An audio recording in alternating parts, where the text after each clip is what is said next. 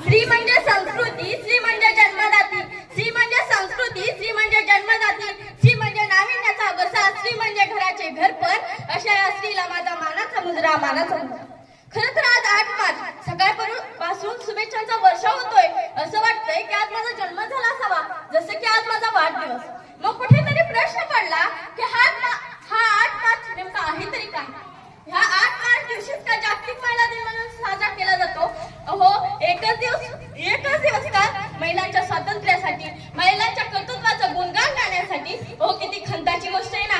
वर्षातील 365 दिवसापैकी एकच दिवस आपण महिलांचे गुणगान गातो, एकच दिवस आपण महिलांचे गुणगान गातो. स्त्री ही स्वतःसाठी कधी जगत नसते, ती जगत्या घरच्यासाठी, ती जगत्या समाजासाठी, ती जगत्या घरातील एक ना एक व्यक्तीसाठी, ती जगत्या घरातील एक ना एक व्यक्तीसाठी. सरकार महिला सक्षमीकरणाचा कार्यक्रम आयोजित केले जाते, तर कार्यक्रम घेतला जातो आणि एकीकडे स्त्री भ्रूण हत्येचा कार्यक्रमाचे आयोजन केले जाते, स्त्री भ्रूण हत्या थांबवली जाते आणि दुसरीकडे त्याच महिलावर बलात्कार होतो. लहानातल्या लहान मुलींपासून ते म्हाताऱ्यातल्या म्हाताऱ्या आजी बाईला सुद्धा त्या बलात्काराला सामोरं जावं लागतं, त्या बलात्काराला सामोरं जावं लागतं. असो, महिलांविषयी जितकं बोललं तितकं कमीच आहे.